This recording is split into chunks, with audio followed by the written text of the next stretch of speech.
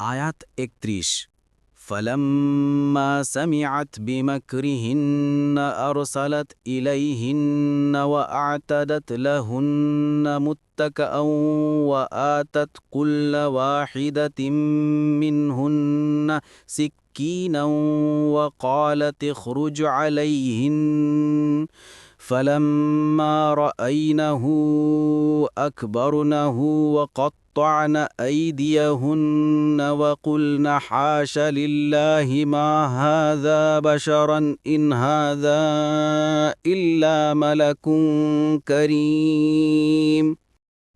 অতঃপর স্ত্রী লোকটি যখন তাদের ষড়যন্ত্রের কথা শুনল তখন সে তাদেরকে ডেকে পাঠাল এবং তাদের জন্য আসন প্রস্তুত করল আর তাদের সবাইকে একটি করে ছুরি দিল এবং ইউসুফকে বলল তাদের সামনে বের হও।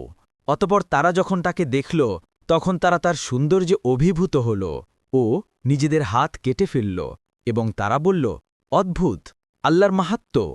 এ তো মানুষ নয়, এ তো এক মহিমান্বিত ফেরেশতা। তাফসির ১ নং ফুটনোটের বিবরণ। অর্থাৎ আজিজ পত্নী মহিলাদের ষড়যন্ত্রের কথা জানতে পারল তখন সে তাদেরকে একটি ভূত সবাই ডেকে পাঠাল।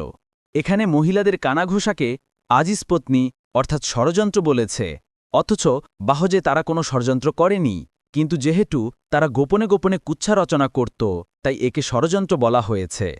কুর্তুবী কোনো মুফাসসির বলেন এখানে ষড়যন্ত্র বলতে উদ্দেশ্য হচ্ছে সে সমস্ত মহিলারা ইউসুফ আলাইহিসসালামের সৌন্দর্যের কথা শুনতে পেয়ে তাকে দেখার জন্য উদ্গ্রীব হয়ে উঠেছিল, তখন তারা কানাঘুষা শুরু করে দিল যাতে তাকে দেখতে সমর্থ হয়।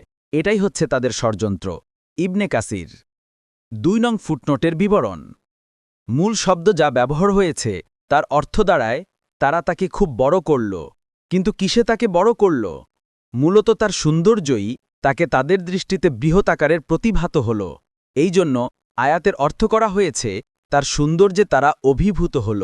এই অর্থের সপক্ষে আয়াতের পরবর্তী বাক্য এ তো মানুষ নয়, এ তো এক মহিমান্বিত ফেরেশতা।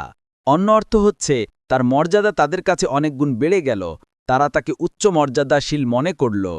মুয়াস্সার ৩ নং ফুটনোটের বিবরণ। এই আয়াত থেকে আমরা স্পষ্ট বুঝতে পারি যে তাদের মধ্যেও ফেরেশতার উপর বিশ্বাস ছিল। অনুরূপভাবে এই আয়াত থেকে আরও জানতে পারি যে ইউসুফ আলাইহিসসালাম অত্যন্ত সুন্দর ছিলেন। ইসরা ও মেরাজের বর্ণনায় রাসূলুল্লাহ সাল্লাল্লাহু আলাইহি ওয়াসাল্লাম ইউসুফ আলাইহিসসালাম সম্পর্কে বলেন, তারপর আমি আচমকারভাবে ইউসুফকে দেখতে পেলাম, তাকে সৌন্দর্যের অর্ধেকটাই দেওয়া হয়েছে। মুসলিম ১৬২